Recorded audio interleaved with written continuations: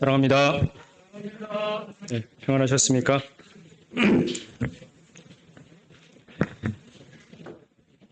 저는 아직 살이 시렵지 않습니다.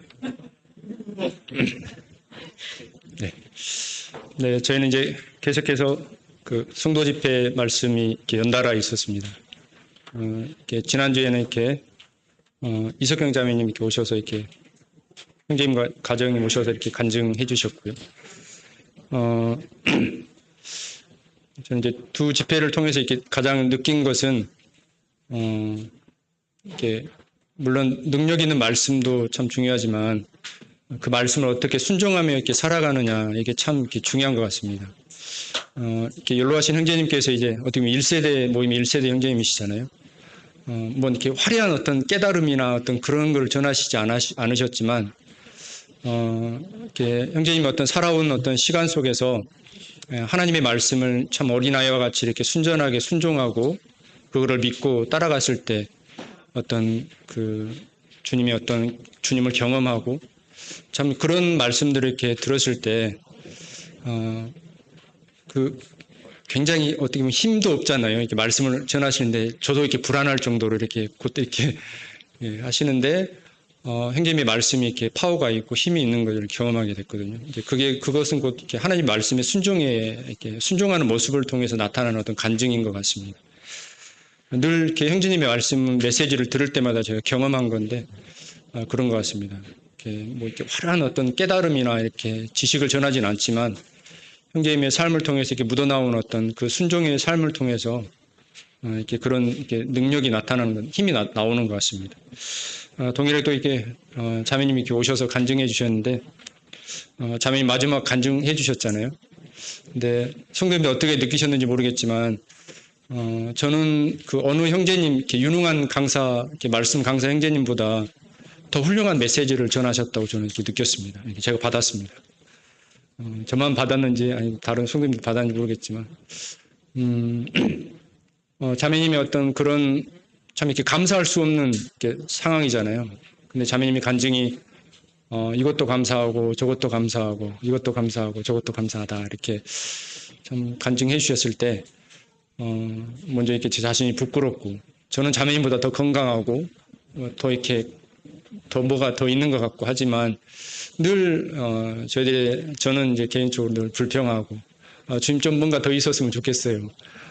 뭔가 더 주세요 이렇게 하는데 그런 부분에서 부끄럽고 참 이렇게 간증을 통해서 많이 나를 돌아보게 됐습니다. 그리고 실제로 어떤 그런 연구 결과가 나왔는데 어떤 그 불치의 병에 걸린 환자가 있었는데 하루에 계속 그 감사하게 했대요. 계속 어떤 뭐 상황에서도 늘 감사하게 했대요. 근데 어떤 결과가 나왔냐면 그 병이 굉장히 호전되는 어떤 그런 게 나왔다 그러더라고요. 그러니까 참 하나님의 말씀은 놀랍잖아요. 항상 기뻐하라, 심할 기도하라, 범사에 감사하라. 그리고 너희 몸과 영혼이 이렇게 보존되기를 원한다. 이런 삶을 살았을 때 우리의 몸과 영과 혼이 이렇게 보존된다는 거예요. 하나님께서. 하나님의 말씀은 참 놀랍잖아요. 어쩌면 이제 자매님에게 은혜를 베푸셔서 기적을 하나님께서 베푸셔서 건강한 모습으로 이게 다시 이렇게 저희들 앞에서 회복되었다고 하는 그런 간증 가운데 있었으면 참 너무 이렇게 아름답고 좋겠다. 이제 그런 마음 가운데 계속 기도하게 되었습니다. 저는 이제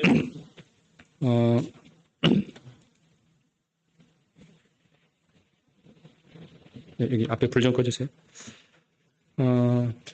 계속해서 이제 저는 이제 한 달에 한 번씩 이렇게 복음을 전하려는 마음을 가지고 이렇게 계속 이렇게 준비하고 있습니다. 지난 시간에 세상 만물을 통해서 하나님께서 그분의 살아계심을 나타내고 있다는 것을 저희들이 듣게 되었고 세상 만물이 이렇게 우연이 아닌 것을 저희들이 또 듣게 되었습니다.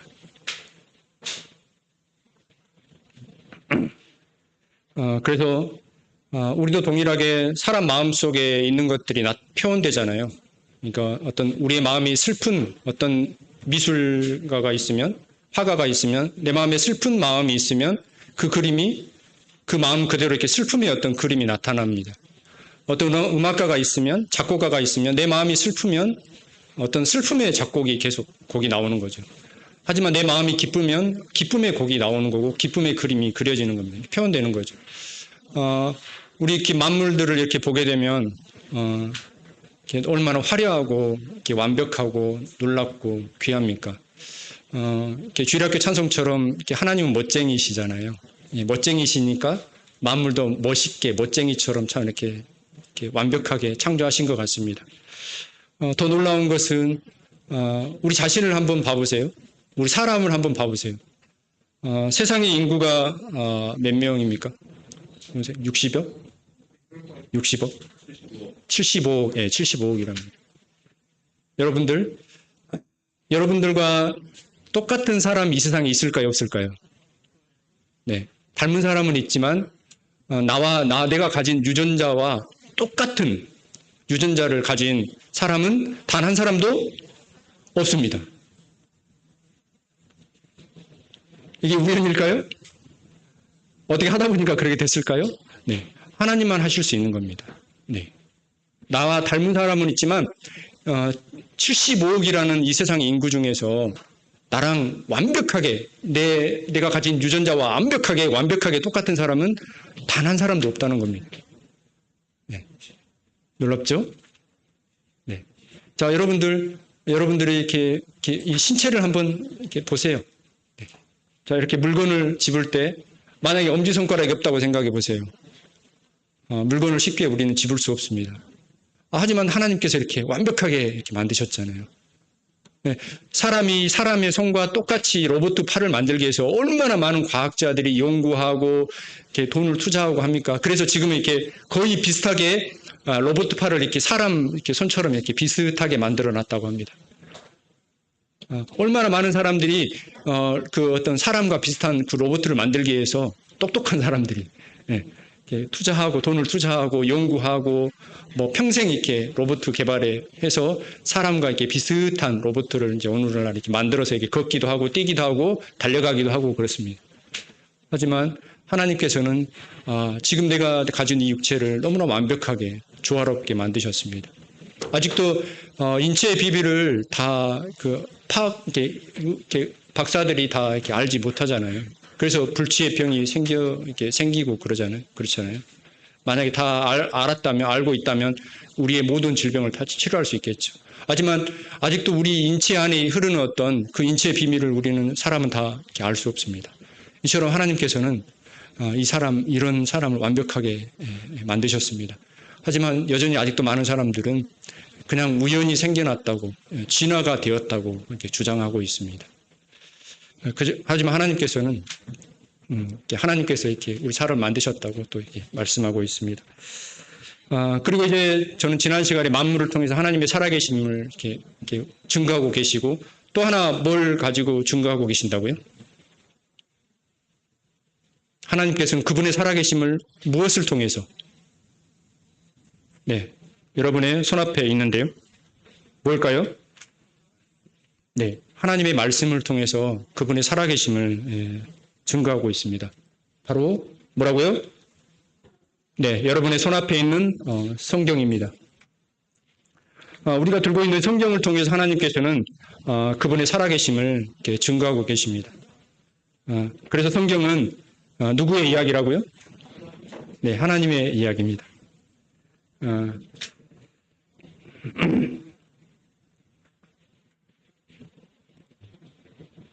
네, 성경을 잠깐 소개하자면 성경은 이게 거룩한 책입니다. 말 그대로 빌리자면 거룩한 책. 자, 성경의 내용에 나와 있는 내용이 거룩한 내용이 나와 있습니까, 여러분? 성경 읽어보시면 아시잖아요. 성경에 나와 있는 내용 중에서 거룩한 내용만 나와 있습니까? 어떤 내용이 나와 있습니까? 처음부터 가인과 아벨이 어떻게 했어요? 뭐 이렇게 죄 짓는 거 나와 있죠. 하나님 피해 숨었죠. 또 이렇게 너 누구 때문에 그랬어? 이렇게 얘 때문에 그랬어요. 그랬잖아요. 그리고 결국 그 죄의 결과가 어떻게 나타났냐면 형 가인이 아벨을 시기심을 가지고 돌로 쳐 죽입니다. 이게 살인 사건이 나타납니다. 그리고 쭉 가면 이제 사람들이 범죄합니다. 러 시대 때에는 동성 간의 범죄도 일어납니다. 그리고 여러 가지 추한 범죄들이 성경에는 다 기록되어 있습니다. 여러분, 거룩한 책인가요? 거룩한 책이 아닌 것 같죠? 그런데 왜 거룩한 책이라고 이야기했을까요? 이유가 뭘까요? 네, 성경에는 거짓이 없기 때문에 거룩한 책인 것입니다. 일어났던 일들을 그대로 숨김없이 빠짐없이 거짓 없이 그대로 기록해 있기 때문에 성경은 거룩한 책이고, 거룩하신 하나님의 말씀이기 때문에 거룩한 책인 것입니다. 그리고 성경은 지금으로부터 3,500년 전에 처음 이렇게 창세기가 기록이 되었다고 합니다. 그리고 요한계시록은 지금으로부터 1900년 전에 마지막으로 기록이 됐다고 합니다. 그리고 몇 명이 기록했다고요? 네, 40명이 되는 하나님으로부터 계시를 받은, 영감을 받은 선지자들이 기록을 했습니다. 대부분은 유대인들이었습니다. 그 중에 한 사람만 이방인이었습니다. 누굴까요?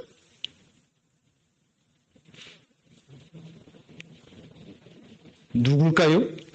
네, 누가입니다. 네, 누가만이 이방인이었고 모든 사람들은 다 유대인들이었습니다. 그래서 성경을 기록하기 시작한 것과 마지막 성경이 기록하는 그 연도의 갭이 얼마 정도 되냐면 1600년 정도 됩니다. 1600년 정도. 이걸 잘 기억하십시오. 네, 이제 문제 될 겁니다. 네. 성경 시작과 성경 마지막 기록한 그 갭이 몇 년 정도 된다고요? 뭐 어떤 분들은 1500년, 어떤 분들은 1600년 그러는데 하여튼 대략 그 정도 갭이 있습니다. 시간 차가 있습니다. 그리고 성경은 구약과 신약으로 나뉘어져 있습니다.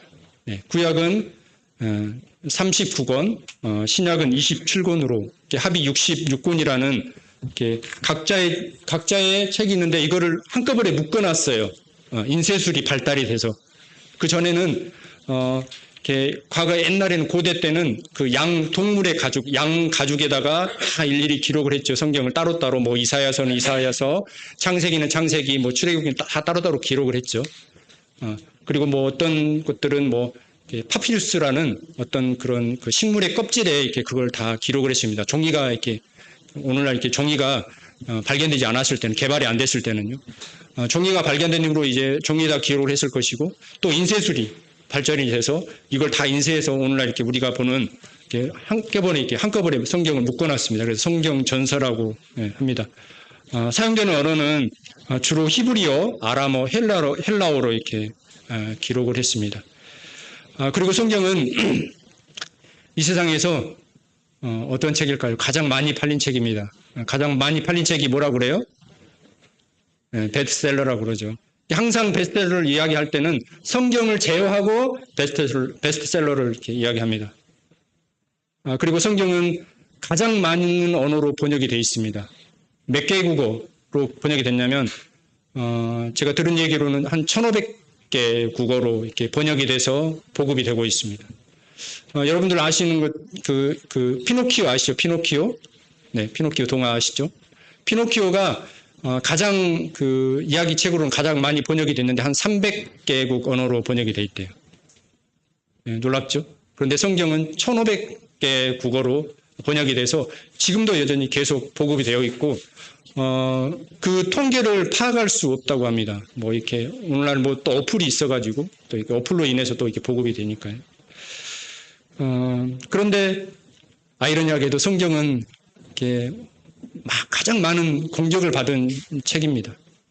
많은 사람들이 성경의 거짓임을 증명하기 위해서 평생 동안 연구하고 노력하는 사람들이 있고, 수많은 철학자들, 무신론자들, 과학자들, 역사학자들이 성경 안에 이 거짓을 밝히기 위해서 무단히 애쓰고 공격하기 위해서 이렇게 애쓴 사람들이 꽤 많았습니다. 그래서 어떤 철학자는 앞으로 100년 후에 성경은 박물관에서나 볼 수 있을 것이다 예언하는 사람도 있었습니다. 그 사람이 프랑스 철학자 볼테르라는 사람이라고 들었던 것 같아요. 예. 그런데 200년 후에 그 볼테르라는 사람의 집터 위에 뭐가 세워져 있는지 아세요? 성경을 보급하는 성서 대한 성서 공회가 세워졌대요. 이게 성경을 보급하는 그런 기관이 그 볼테르라는 철학자의 집터 위에 세워져 있대요. 볼테르는 사라졌지만 성경이 여전히 존재하고 있습니다. 이처럼 성경은 참 이렇게 일반적인 책과는 너무 다른 그런 책인 것 같습니다. 왜 이처럼 성경은 이렇게 힘있게 오늘날까지 힘있게 일하고 이렇게 있을까요? 자, 한번 읽어볼까요? 시작. 하나님의 감동으로 된 것으로 교훈과 바르게 함과 의로 교육하기에 유익하게. 네. 외워두시면 참 좋을 것 같습니다. 자, 모든 성경은 사람이 기록했지만 결국은 하나님의 감동으로 이렇게 기록이 됐다. 하나님의 감동으로 지어졌다. 자, 여기서 보면 하나님의 감동이라는 단어가 나오는데 이거는 하나님의 호흡이래요. 하나님의 호흡. 하나님에게서 나온 그 말씀이라는 거예요. 성경은, 자, 따라서 성경은 하나님께서 나온 호흡이라는 거예요, 호흡. 네. 하나님께서 나온 그 말씀을 그냥 그 40명의 기자들은 그대로 이렇게 받아 적은 거예요. 그래서 사람의 말이 아니고 하나님의 말씀인 것입니다. 자, 밑에 한번 더 읽어볼까요? 시작. 언제든지 사람의 뜻으로 낸 것이 아니요 오직 성령의 감동으로 하심을 받은 하나님께 받아 말한 것이다. 네, 하나님의 말씀은 하나님의 말씀의 예언들은 사람이 직접 적은 것이 아니고 하나님께 감동을 받아서 그대로 이렇게 적었다는 거예요. 자, 봐보세요. 자, 대통령 담화문이 이렇게 발표가 됩니다. 그럼 누가 찾아가죠?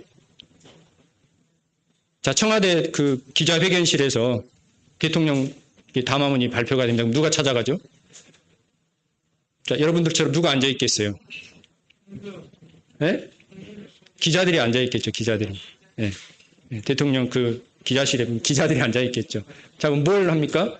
대통령 담화가 발표가 됩니다. 그럼 기자들은 어떻게 하죠? 뭘 했는지 그대로 적습니다. 그대로 적어서 자, 이제 신문이나 뭐 인터넷 그런 데 올려놓습니다. 자, 이게 누구의 말입니까? 기자의 말입니까? 대통령의 말입니까? 네, 대통령의 말이죠. 대통령의 말을 기자들은 그대로 적어서 신문에 기고하는 겁니다. 그렇죠? 네, 이와 같은 것입니다. 물론 기자들의 어떤 성격이라든가 그 어떤 성향, 그때 당시 어떤 풍습에 따라서 약간 어떤 다른 문체, 어떤 다른 형식의 어떤 그런 부분들을 띌 수는 있었지만, 근본 그 하나님의 그 어떤 말씀의 모든 내용들은 하나님의 입에서 나온 하나님의 말씀을 기자들은 그대로 이렇게 받아 적어서 이렇게 기록한 책입니다. 자, 또 한 예로 들어볼까요? 자, 여기 뭐가 있을까요? 네, 편지입니다, 편지. 여러분들 다 지금은 이렇게 다 문자로, 카톡으로 보내지만, 이 카톡이 안 나올 때는 다 어떻게 했어요? 편지로 이렇게 다 썼잖아요. 편지로 써서 멀리 있는 군대에 간, 이렇게 창대 형제가 군대 갔으면, 이렇게 집에 이렇게 옛날 같으면 다 이렇게 편지를 적어서 있고, 저희 그 또래 이렇게 형제님들이 다 군대 갔을 때 다 이렇게 그때는, 카톡으로 안 하고, 편지를 써서 다 보냈습니다. 저희 집에 군대 간 형제들의 편지가 다 이렇게 모아져 있습니다. 그리고 또 더 놀라운 것은 연애 편지도 있습니다. 네, 결혼하기 전에 이렇게 교제할 때 지금 저희 집에 있는 아내가 이제 저에게 준 편지가 있습니다. 네. 여러분 아내가 무슨 뜻인지 아십니까? 아내. 저도 최근에 알았는데 아내라는 뜻이 뭘까요? 아내 해라는 뜻이에요. 집안의 해. 아내 해. 네.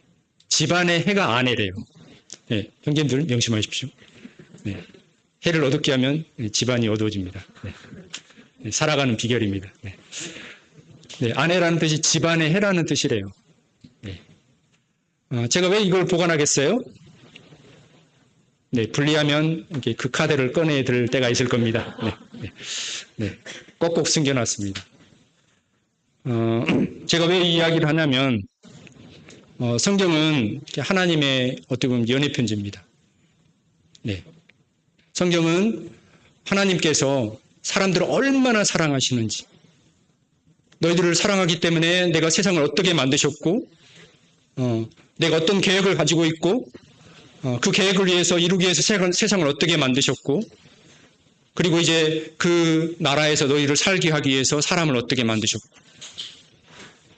그들이 그 사람이 또 나를 배반하였지만 내가 그들을 또 어떻게 할 것이고, 그리고 또 어떻게 그들을 구원할 것이고, 그들을 위해서 장차 어떤 나라를 세울 것이고, 그들과 함께 어떤 나라를 건설하여 이렇게 영원히 살게 될 것인지, 이 모든 내용들이 성경 안에 마치 연애편지처럼 우리 사람들을 위해서 연애편지처럼 기록이 되어 있습니다. 아멘 되십니까? 아멘 되십니까? 네.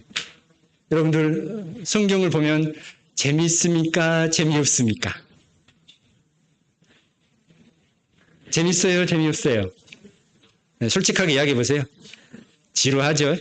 네, 솔직해서 좋습니다. 네, 아직 연애를 안 해봐서 그래요. 네. 연애 편지 읽는 것처럼 성경을 한번 읽어보십시오. 네, 아마 색다른 경험을 하게 될 것입니다. 네.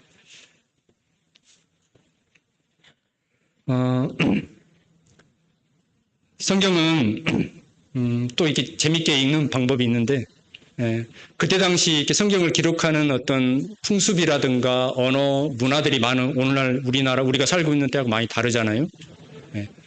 그래서 그때 당시 고대 사람들이 살았던 어떤 풍습이라든가 뭐 지리, 뭐 환경, 그런 언어들을 조금 이렇게 배우고 성경을 읽으면 훨씬 더 이렇게 재미있게 읽을 수 있습니다. 여러분들 유튜브 많이 보시죠? 주로 뭘 보십니까? 주로 뭘 보시죠? 야구? 영화? 네? 네? 뉴스. 네. 네. 경건하시군요. 자, 그러면 잠깐 짬을 내세요. 성경의 질이, 이렇게 성지순례를 갔다 오신 분들이 요즘에는 이렇게 많이 올려놨어요. 뭐, 예루살렘, 뭐, 갈릴리 호스. 여러분들이 성경을 보다가 어떤 지명이 나오잖아요. 그런, 성경 이렇게, 성지순례 그걸 딱 검색해보면 거기에 다녀오신 분들이 요즘에는요, 유튜브로 다 올려놨습니다. 여러분들 궁금한 지형이 있으면 검색을 해보세요. 그러면 거기 다녀오신 분들이 거기에 다녀와셔서 느낀 점, 거기에 환경, 그런 것들을 너무 자세하게 잘 올려놨습니다. 자, 그걸 한번 딱 들어보시고 다시 성경을 한번 펴서 봐보세요. 그러면 이게 성경이 또 달리 이렇게 보일 거라 생각합니다. 시간이 너무 빨리 가네요. 네. 자, 여기 혹시 네모칸에 한번 다른 또 단어를 한번 넣어볼 수 있을까요? 성경은 아까 뭐 연애편지다 했었는데 혹시 뭐 다른 단어를 또 넣어볼 수 있는 분 계신가요? 가장 멋진 단어를 넣으신 분에게 상품 있습니다. 자, 눈빛이 달라지네요. 네. 상품을 공개할까요? 네. 네, 2박 3일 세계 일주를 다녀올 수 있는 항공권을 담을 수 있는 봉투 드리겠습니다. 네, 다시 멋진 단어를 넣을 수 있는 분들에게는 예찬을 1번으로 드실 수 있는 선택권을 드리겠습니다. 네. 성경은 사랑이다. 네, 괜찮네요. 네, 또 네. 성경은 선물이다. 네, 좋습니다. 성경은 거룩입니다. 너무 좋습니다. 저는 성경을 전에 그런 생각을 했는데 성경은 내비게이션이다. 그렇게 생각을 한번 해봤어요. 내비게이션. 네, 내비게이션. 괜찮죠? 네, 왜 내비게이션일까요? 우리의 일생의 갈 길을 이렇게 비춰주는 내비게이션과 같아요. 네. 이거는 집에서 잘 생각해 보세요. 네. 자, 성경은 이렇게 놀라운 점이 있습니다. 자, 아까 이야기했던 것처럼 몇 명이 기록했다고요? 몇 년 동안? 1600년 동안 40명이라는 사람이 기록을 했어요. 그런데 참 놀랍게 성경의 모든 내용들이 이렇게 너무 어떻게 한 주제에 일치하고 있어요. 여러분, 성경의 주제는 물론 이렇게 다른 이렇게 말할 수도 있지만 성경의 주제는 하나님의 나라에 대해서 이렇게 드러내고 있습니다. 그리고 그 나라를 다스리는 왕에 대해서 만왕의 왕이신 이 왕에 대해서 이렇게 또 보여주고 계십니다. 그리고 그 나라의 백성에 대해서 또 보여주고 계십니다. 그 나라의 백성을 다스릴 주권과 율법, 법에 대해서 이렇게 또 말씀하고 있습니다. 성경의 모든 내용들을 이렇게 쭉 보면 결국은 하나님께서 그분의 나라를 건설하시고 그분의 백성을 부르시고 그분의 백성들과 왕 되신 그분께서 그분의 백성을 통치하시고 다스리시는 그런 내용들이 이렇게 쭉 나와 있는 것 같습니다. 그런데 이 40명의 1600년이라는 기간을 걸쳐서 40명이라는 기자들이 이렇게 기록을 했는데 그 내용들이 마치 한 이렇게 연결고리처럼 다 이렇게 내용들이 연결이 되어 있습니다. 자, 여러분들 1600년 전이면 우리나라로 이렇게 시대적으로 어떤 시대인지 아세요? 제가 물어봤거든요. 자, 이거 알아맞힌 분에게 어떤 시대일까요? 똑똑하네요. 네, 오늘 1번으로 식사를 하시면 되겠습니다. 네, 축하합니다. 네, 삼국시대입니다. 삼국시대. 여러분, 삼국시대입니다. 자, 우리나라 치면 삼국시대입니다. 여러분들, 삼국시대 어떤 언어를 사용했을까요?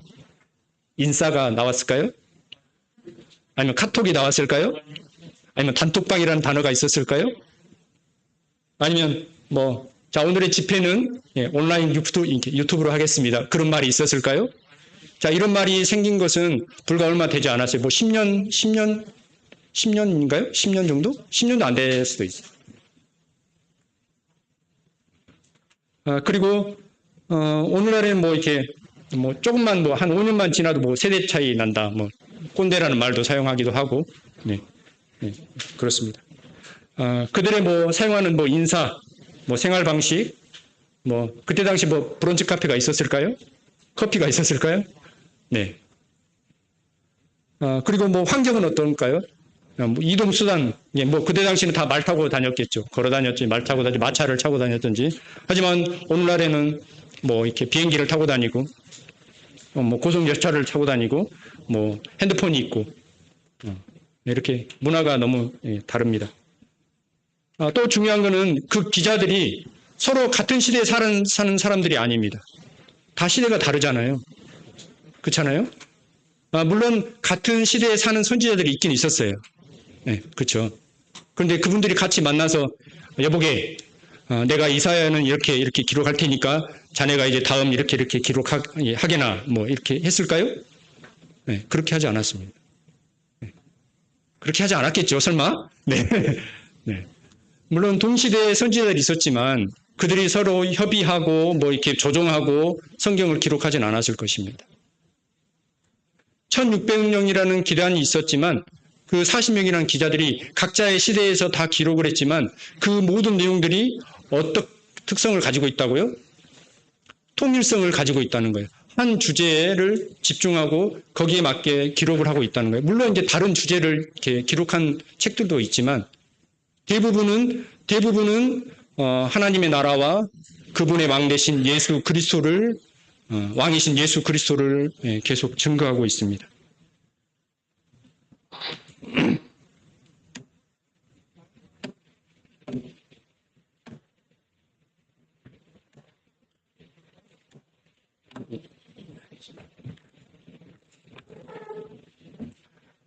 네, 죄송합니다.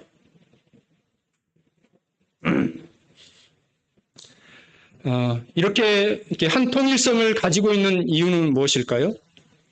바로 저자가 누구시라고요? 네, 하나님이시기 때문에 가능한 겁니다. 네. 한 분이신 하나님이시기 때문에 이 모든 통일성을 가지고 있습니다. 그러면 정말 이게 성경 정말 진리일까요? 사실일까요? 이런 의문을 가지고 오늘 많은 사람들이 성경을 공격합니다.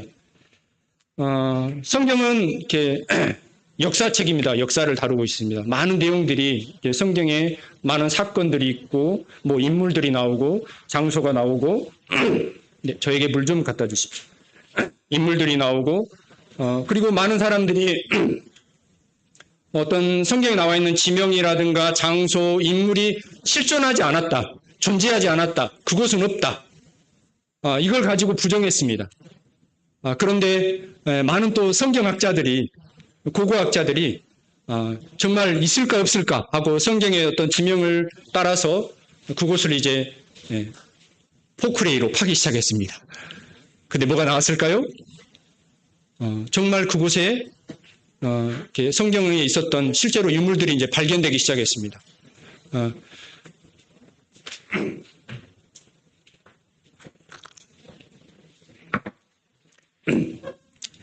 고대 이렇게 유적지나 이렇게 이스라엘에 가면 지도에 보면 텔이라는 데가 있어요. 텔이라는 이렇게 지명이 있거든요. 텔이 뭐냐면 고대 시대 때는 한 나라가 이렇게 성이 있으면 그 나라를 이렇게 점령을 하잖아요. 그러면 다시 그 성을 건축하기 위해서 그 나라를 그 도시를 건축하기 위해서 어떻게 할까요? 오늘날에는 어떻게 하죠? 걷어내고 다시 짓잖아요. 근데 고대 시대 때는 그러게 하지 않았대요. 그 도시를 완전히 무너뜨려 버려요. 평탄 작업을 하고 그 위에다 다시 도시를 건축합니다.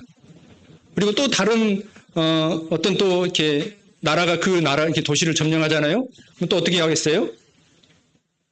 걷어내고 짓는 게 아니고 다시 완전히 다 무너뜨려요. 평탄 작업을 하고 다시 그 위에 또 지어요.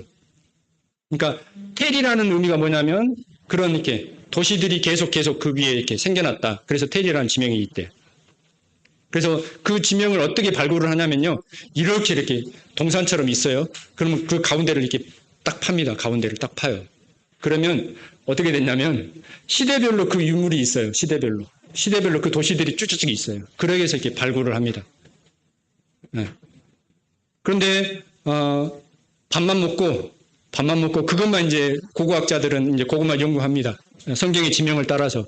그런데 놀랍게 성경 안에 있는 지명 안에 있는 그 도시들이 유물들이 그대로 다 발견이 된 겁니다. 그래서 그 이렇게 성경을 공격했던 그 사람들의 입을 다 이렇게 막았습니다.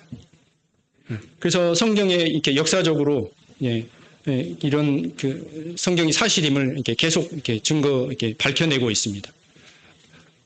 여리고성이 있을까요, 없을까요? 네, 여리고성이 있습니다. 가서 저도 확인해 봤습니다. 실제로 여리고성을 발굴해서 이렇게 다 무너진 여리고성이 이렇게 그대로 실제로 이렇게 보존되어 있습니다. 그때 여리고성이 무너질 때 밀을 추수할 때거든요. 그럼 밀이 있어야 될까요, 없어야 될까요? 네. 거기에 보면 항아리 안에 불에 탄 항아리 안에 불에 탄 밀이 가득 차 있는 그런 것들도 이렇게 발견되고 그렇습니다. 네. 실제로 이제 많은 고고학자들이 이거는 더 이상 이렇게 반박할 수 없을 정도로 이렇게 수많은 성경 안에 있는 어떤 지명 도시들이 계속 이렇게 발굴해가고 있습니다. 그래서 성경은 역사적으로 전혀 이렇게 흠잡을 데 없는 거짓이 없는 책이라는 것을 계속 밝혀내고 있습니다. 또 성경은 과학적으로는 또 어떠할까요?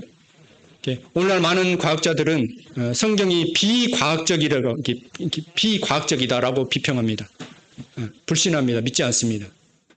그런데 참 놀랍게 과학이 점점점 발전함으로써 성경 안에 있는 여러 가지 자연 현상들, 하나님께서 말씀하시는 여러 가지 어떤 자연의 법칙들, 우주의 법칙들을 과학으로 증명이 되어 가고 있습니다. 지구의 이렇게 깊은 곳에 들어가면 욥기서의 말씀에 불이 있다고 이렇게 말씀하신 것을 실제로 이제 이렇게 엑스레이나 이제 그런 것들이 발전해서 이렇게 보니까 실제로 지구 안에는 저 땅속 안에는 불이 이글이글 타고 있는 그런 것들도 이렇게 발견하게 되고요. 우주의 수많은 별들도 그렇고요. 우리가 가장 우리 생활 속에 가장 있는 것 중에 이렇게 물이 순환하잖아요. 그렇죠? 바다에 물이 증발하면 어떻게 돼요? 네, 하늘로 올라가죠. 자, 그 수증기가 뭉쳐서 뭐가 돼요? 구름이 되죠. 그 구름이 이제 점점점 커지면 어떻게 돼요? 비가 돼서 내리잖아요. 이렇게 해서 하나님께서 이 우리가 살고 있는 공기를 깨끗하게 계속 이렇게 물을 순환하고 저 산에 있는 나무들도 이렇게 자랄 수 있도록 계속 이게 물을 순환할 수 있도록 해주셨어요. 근데 사람들이 그냥 이거는 몰랐어요. 그냥 뭐 자연적으로 이렇게 된 거지 했는데 이미 성경에서는 이런 모든 것들을 다 뭐 이렇게 3,500년 전에 뭐 3,000년 전에 뭐 오래전에 다 기록을 해 놓으셨다는 거예요. 그래서 과학은 발전하면 발전할수록 성경 안에 있는 나와 있는 모든 내용들이 과학적으로 좀 흠이 없다는 것을 증명하고 있습니다. 그런데 더 놀라운 것은 많은 어떤 과학자들은 일평생 그거 하나를 연구하기 위해서 어떻게 평생을 바쳤을 거 아니에요. 그렇잖아요. 어떤 하나를 한 분야를 연구하기 위해서 거기에 박사학위를 따려면 자기 모든 젊음과 정열과 모든 것을 쏟아부어야 됩니다. 그런데 딱 이렇게 증거해놓고 이렇게 밝혀내고 보니까 이미 성경 안에는 3,000년 전에 그런 것들을 다 이렇게 밝히고 있다는 거예요. 그래서 그분들이 뭐 실제로 많은 이렇게 과학자들이 이렇게 하나님의 살아계심을 믿고 그랬다는 그렇게 하고 있다는 그런 이야기도 있습니다.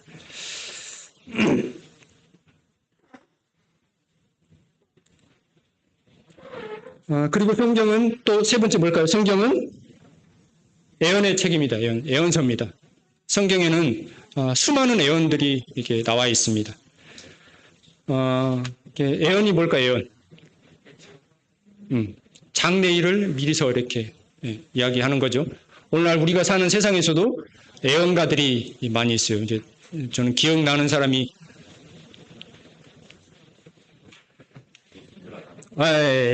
왜?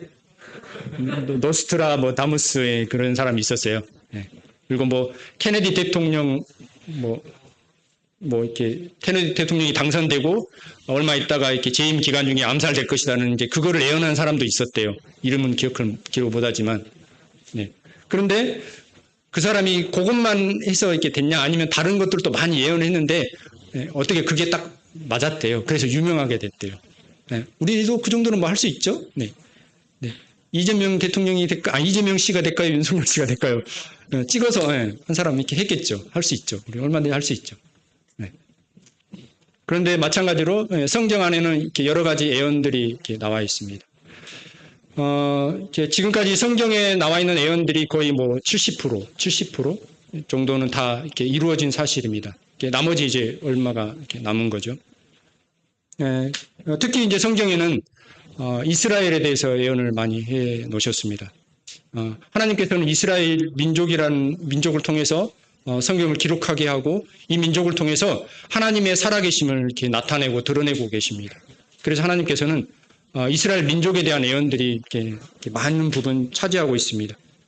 그들이 이렇게 하나님 앞에 어떻게 세워질 것이고 그들이 하나님의 불순종해서 어떻게 멸망할 것이고 다시 하나님께서 어떻게 회복하실 것이고 그들이 또 어떻게 멸망할 것이고 그들이 또 어떻게 독립할 것이고 자, 이 모든 내용들이 이스라엘 민족들에게 예언해 주셨는데 하나님께서 그 민족들 가운데 그대로 다 이루어지는 것들을 보게 됩니다. 그리고 하나님께서는 성경 말씀에 세상의 왕들에 대해서도 이렇게 예언하고 있습니다. 자, 이스라엘 민족들이 바벨론에 의해서 완전히 멸망을 당했어요. 그리고 이제 그들이 바벨론으로 끌려갔잖아요. 그리고 그들이 다시 이렇게 고토로 페르시아 이렇게 고레스 왕 때 다시 이게 고토로 돌아와서 이렇게 성전을 다시 이렇게 회복하는 그런 것들이 나와 있잖아요. 근데 이사야의 말씀에 이미 이스라엘이 멸망하지도 않았어요. 고레스 왕이 나타나기 100년 전이에요. 이사야의 말씀은. 근데 이사야의 말씀에 고레스 왕이 등장한다는 거예요. 그리고 아직 성전은 건재해요. 그런데 성전이 무너진다는 거예요. 멸망한다는 거예요. 이스라엘 민족들이. 성전이 불타 없어진다는 거예요. 근데 그대로 됐어요? 안 됐어요? 그대로 됐습니다. 이미 100년 전에 예언해 놓은 사실이 고레스 왕에 의해서 그들이 다시 무너진 성전, 이렇게 고토로 돌아와서 무너진 성전을 재건하는 그런 예언들이 고레스 왕 때 그대로 다 이루어지는 것들을 보게 됩니다. 이거는 그냥 일부입니다. 일부. 그리고 뭐 알렉산더 대왕에 대해서도 이렇게 예언을 했고요. 이처럼 성경에는 수많은 이렇게 예언들이 나와 있고 그 예언들은 하나님의 말씀대로 그대로 다 이루어져 가고 있습니다. 이걸 뭘 증명하고 있습니까? 성경은 살아계신 하나님의 말씀을 또 증명하고 있습니다. 그리고 또 성경은 가장 위대한 예언이 또 있죠. 그게 뭘까요? 누구에 대한 예언일까요? 누구에 대한 예언일까요? 네, 그렇습니다. 우리 주 예수 그리스도에 대한 예언입니다. 우리 주 예수 그리스도에 대한 예언은 창세기 사람들이 죄 가운데 빠진 그 이후부터 하나님께서는 여자의 후손을 말씀하고 계십니다. 자, 그런데요, 어떤 또 재밌는 학자가 그걸 또 연구했어요. 자, 어떤 한 사람이 예언을 했어요. 어떤 사람이 예언을 했는데, 자, 그 사람에 대해서 8가지, 예를 들어서 이 사람이 어디에서 태어날 것이고, 또 뭐 어떻게 태어날 것이고, 이 사람이 또 무엇을 할 것이고, 자, 8가지를 딱 집었어요. 자, 근데 그 8가지가 정확하게 맞을 수 있는 확률에 대해서 어떤 사람이 또 연구를 했다네요. 재밌죠? 네. 자, 있는데요.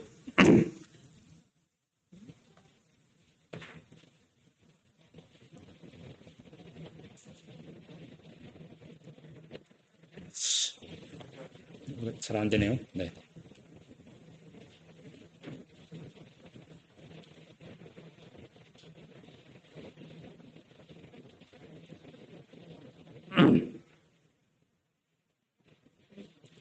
네. 자, 구약 성경은 이처럼 그리스도의 그리스도의 출생과 시간, 뭐 장소, 뭐 방법, 그분의 인격과 뭐 그분의 사역, 그분의 죽음, 그분의 부활, 그분의 증거하심에 대해서 이렇게 그분을 계속 이렇게 증거하고 계십니다.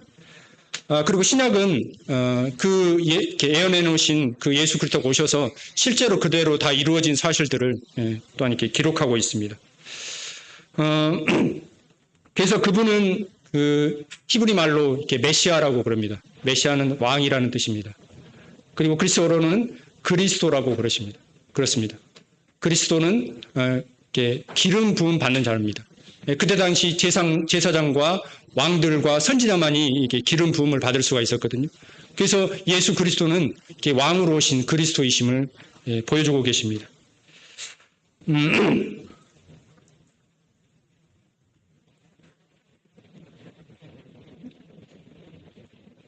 네. 자, 이 확률에 대해서 제가 말씀을 드릴게요. 자, 이 8가지가 될 수 있는 확률이 어떤 확률이냐면, 여러분들 또 아시는 분은 아실 거예요. 자, 우리 한반도예요. 자, 우리 한반도 땅에 있잖아요. 자, 동전을 4m 정도 쌌습니다. 꽉 채우게. 4m 정도 쌌습니다. 자, 그 동전에다가 하나를 골라서 빨간색으로 칠합니다. 그리고 그 동전을 섞습니다. 섞어요. 자, 상상해 보세요. 자, 그리고 어느 한 사람에게 자, 가서 그 빨간색 동전을 찾아보세요 했는데 그 사람이 한 번에 그 빨간색 동전을 찾을 수 있는 확률이라고 합니다. 네, 상상해 계세요? 이게 10에 17승분의 1이라는 어떤 확률이래요. 저는 산수를 잘 못하지만 네. 어떤 한 사람이 한반도 땅에 4m 높이의 동전을 쌓아서 그 동전에 하나를 빨간색이 이렇게 칠해져 있는 동전을 한 번에 찾을 수 있는 확률이 8가지가 이루어질 수 있는 한 사람에게 8가지 예언이 이루어질 수 있는 확률이라고 합니다. 이걸 뭐라고 하죠? 뭐라고 하죠, 이걸? 세자로? 네, 불가능. 네. 근데 또 있습니다. 이 사람이 또 이렇게 좀 더 계산을 했어요.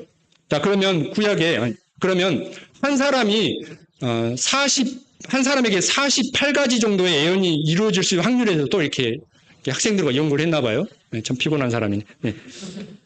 자, 이거는 10에 157승의 7분의 1승이라고 합니다.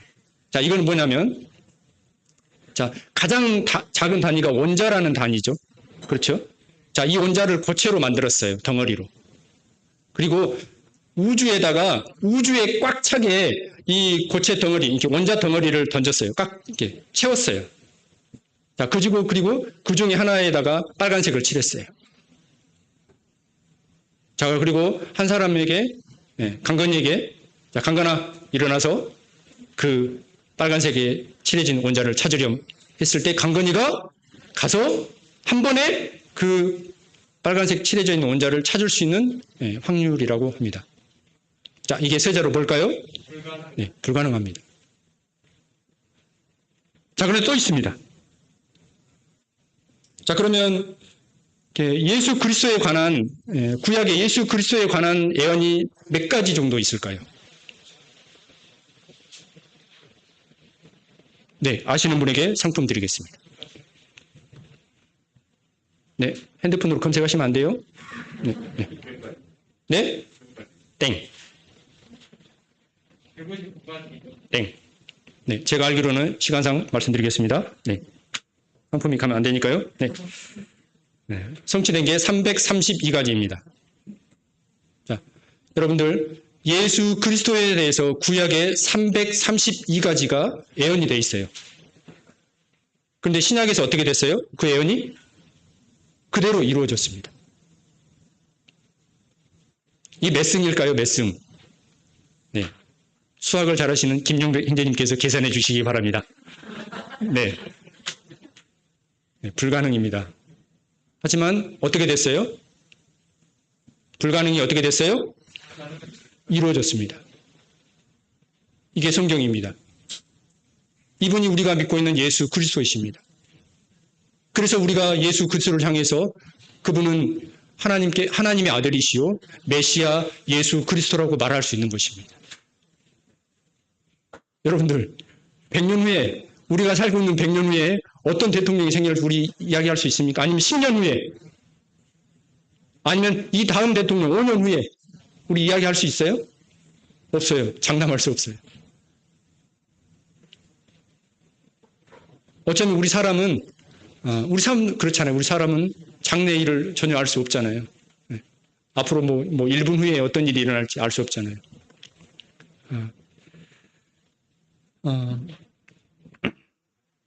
여러분들이 믿고 있는 이 성경은 역사적으로나 과학적으로나 예언적으로 전혀 흠잡을 데 없는 완벽한 하나님의 말씀인 것입니다. 그리고 이 성경은 또 어떤 일을 하게 됩니까? 이 성경은 사람들을 변화시킵니다. 네. 수많은 사람들이 아무리 악한 사람이라 할지라도 성경 앞에 무릎을 꿇고 그의 삶이 변화되는 것을 우리는 수없이 많은 간증을 통해서 듣고 있습니다. 아무리 악한 사람이라 할지라도 가난한 사람이든 부한 사람이든 높은 사람이든 낮은 사람이든 악한 사람이든 착한 사람이든 도저히 저 사람은 구제불능이야, 도저히 사람이 안 될 사람이야 라고 하는 사람이라 할지라도 그 사형 집행을 기다리는 그 사형수도 성경 앞에 무릎을 꿇고 그들이 변화됩니다. 성경은 이처럼 능력이 있습니다. 이것이 우리 손앞에 들려져 있는 하나님의 말씀인 성경인 것입니다. 그리고 성경은, 자, 한번 펴볼까요? 성경 첫 장을 펴보세요.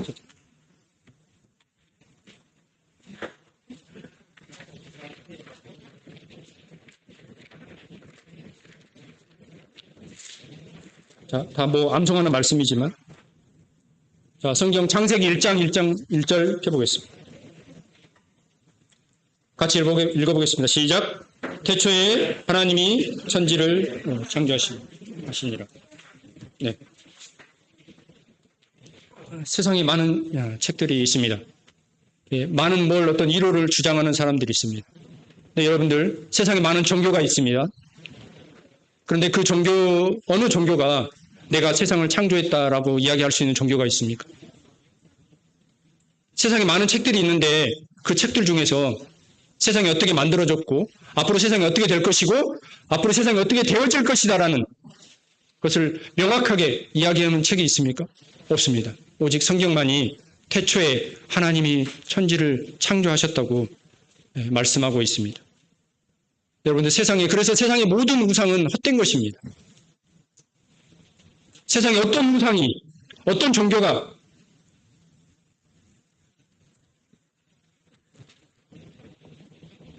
세상에 어떤 종교가 내가 천지를 창조했다 이야기하는 종교가 없어요. 하지만 많은 사람들은 이 사실을 믿지 않습니다. 그래서 헛된 것을 믿는 거예요. 뭐 미신을 믿고 뭐 토종 비결을 믿고 이 하나님을 믿지 못함으로 헛된 거짓된 것을 믿고 있는 것입니다.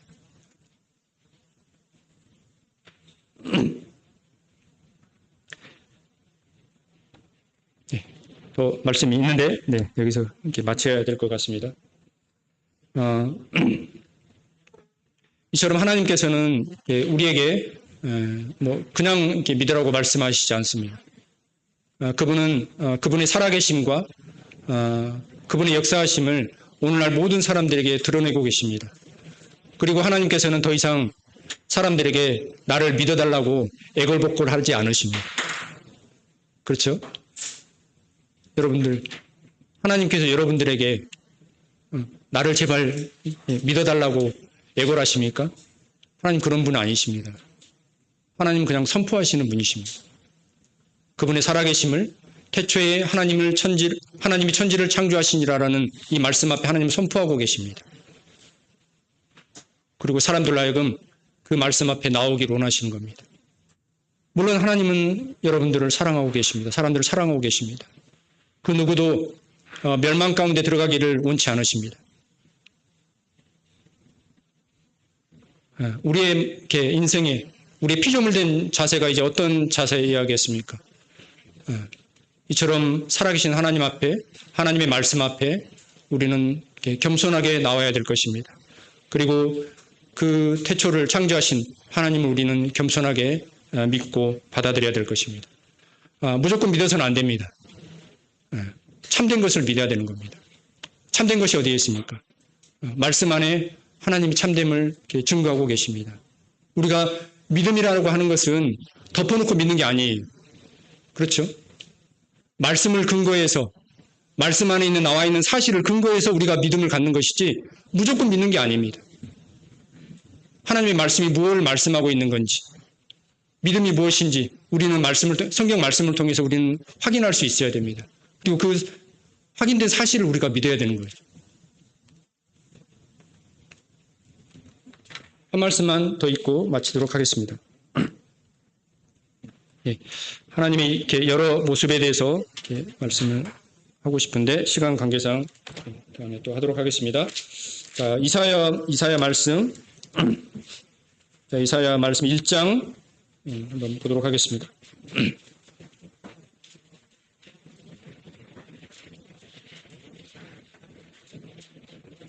이사야 1장 2절, 3절, 4절까지 같이 한번 읽어보도록 하겠습니다. 자, 준비, 시작. 하늘이여 들으라, 땅이여 귀를 기울이라. 여호와께서 말씀하시기를 내가 자식을 양육하였거늘 그들이 나를 거역하였도다. 소는 임자를 알고 나귀는 그 주인의 구유를 알건만은 이스라엘은 알지 못하고 나의 백성은 깨닫지 못하는도다 하셨도다. 슬프다 범죄한 나라요 허물진 백성이요 행악의 종자요 행위가 부패한 자식이로다. 그들이 여호와를 버리며 이스라엘의 거룩하신 이를 만홀히 여겨 멀리하고 물러갔도다. 오늘날 우리가 살고 있는 세상에서도 부모에게 가장 큰 죄가 어떤 죄일까요? 부모를 거역하는 죄잖아요. 부모는 이렇게 자식을 이렇게 낳고 정상적인 부모면 그 자식을 위해서 모든 것을 아끼지 않습니다. 그리고 희생을 기꺼이 감수합니다. 그리고 자식이 참으로 올바르게 자랄 수 있도록 본인의 모든 것을 이렇게 쏟아부어서 자식을 사랑합니다. 그렇죠? 네. 네, 그렇습니다. 그런데 자식이 커서, 어느 자식이 그랬어요, 부모에게. 간혹 그런 그 자녀들 있잖아요. 아버지가 나에게 해준 게 뭐가 있어요? 자기가 이제 불행해지면 부모에게 그런 불평을 합니다. 이거는 결코 해서는 안 될 말입니다. 그렇죠? 왜 해서는 안 될 말이죠? 그 자녀도 또 이렇게 부모가 되면 알 수 있을 거예요. 어떤 마음으로 이렇게 자기를 키웠는지. 그렇잖아요. 물론 이제 부모마다 능력이 달라서 어떤 부모님은 이렇게 자식이 원하는 걸 다 해줄 수 있습니다. 하지만 어떤 부모님은 가정 형편상 그를 원하는 걸 다 해줄 수 없을 수도 있어요. 하지만 모든 부모의 마음은 어떤 마음인가요? 자식에게 가장 좋은 걸 해주고 싶은 것이 부모의 마음인 것입니다. 그런데 어떤 자녀가 그런 부모에게 아버지가 나에게 해준 게 뭐가 있어요? 자신이 불행해지니까 그렇게 했다고 생각을 해보세요. 그럼 여기 계신 부모님들의 마음이 어떻겠습니까? 아마 가슴이 찢어질 것 같아요. 그렇죠? 그럴 것 같아요. 저는 아직 그런 경험이 없는데 실제로 이제 그런 일들이 많이 있잖아요. 오늘날 우리가 이렇게 주변에 이렇게 부모하고 자식 간의 어떤 싸움이 일어나면 자식은 이제 철이 없어서 함부로 이렇게 부모에게 이야기를 하잖아요. 그런 말을 하잖아요. 아마 그 말을 들은 부모의 마음은 아마 가슴이 찢어질 겁니다. 왜요? 부모는 그 자식을 위해서 모든 사랑을 다 쏟아부었어요. 그런데 자식이 그 사랑을 알지 못하는 거예요. 그래서 그런 말을 하는 거죠. 함부로. 여러분들, 하나님께서 우리 사람을 어떻게 만드셨을까요? 정말 사랑의 대상으로 하나님의 모든 사랑을 다 쏟아부어서 우리 사랑을 만드신 거예요. 그리고 왜 만드셨어요? 그분의 나라를 이제 건설하시고 사람들과 알콩달콩 멋있게 행복하게 진짜 끝내주게 재밌게 살고 싶어서 사람을 만드셨다는 거예요. 그런데 그만 사람이 그 하나님의 사랑을 저버리고 하나님을 떠나버린 거예요. 하나님을 저버린 거예요. 그리고 하나님을 향해서 사람의 주인이신 하나님을 향해서 거역하는 거예요. 여러분들 집에 강아지 키우시죠? 자, 강아지가 이렇게 주인이 집에 들어오면 어떻게 합니까? 얼마나 좋아합니까? 꼬리를 치면서. 해피도 그렇고 또 누구죠? 나무리도 그렇고 그렇잖아요. 네. 강아지도요. 여러분들 키우는 강아지도 동물도 걔도 자기 주인을 알아보는 거예요. 소도 자기 주인을 알아보는 거예요. 그래서 소가 주인이 근처에 가면 뭘 먹을 걸 주나 해서 이렇게 가까이 오는 거예요. 친한 척 하는 거예요. 그렇잖아요. 짐승들도 주인을 알아본다는 거예요. 그런데 오늘날 사람들은 어떻습니까? 오늘날 우리 사람들은 우리 사람들의 주인이신 참 주인이신 하나님을 알아보지 못합니다. 그리고 그 하나님을 향해서 도리어 대적합니다. 하나님을 믿으려면 차라리 내 주먹을 믿으라고 조롱합니다. 이게 사람들의 현실이고 사람들의 본죄인 것입니다. 물론 사람들이 여러 가지 하나님을 떠나서 범죄합니다. 하지만 가장 큰 죄는 어떤 죄냐면 하나님을 떠난 죄입니다. 하나님을 거역한 죄입니다. 사람들은 하나님을 떠나서 도둑질도 하고 사람을 죽이기도 하고 거짓말도 하고 이런 이렇게 죄들을 지을 수 있어요. 하지만 하나님 앞에서 가장 큰 죄는 하나님을 거역한 죄입니다. 하나님을 떠난 죄입니다. 그래서 우리가 해야 될 일이 무엇입니까? 우리는 누구에게 돌아가야 됩니까? 나를 지으신 하나님 앞에 우리는 돌아가야 되는 것입니다. 그분 앞에 나가야 되는 것입니다. 네, 기도하고 마치겠습니다.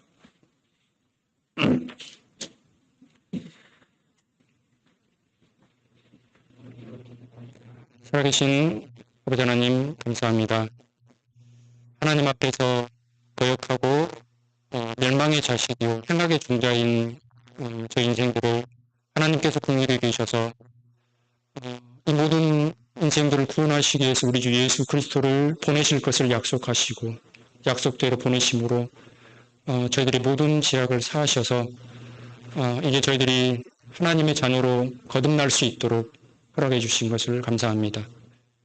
저 주위에 아직도 이 놀라운 하나님의 사랑을, 하나님의 축복을, 하나님의 복을 받지 못한 친척들, 가족들을 좀 긍휼히 여기시고 불쌍히 여겨주셔서 그들이 이 복음 앞에 나와 우리 주 예수 그리스도 앞에 나와 주님을 영접함으로 이처럼 하나님의 신령한 귀한 복을 함께 누리는 자가 될 수 있도록 도우시고 인도해 주시기를 원합니다. 말씀해 주신 주님께 감사드리고 우리 주 예수 그리스도 이름으로 감사하며 기도합니다. 아멘. 네, 감사합니다.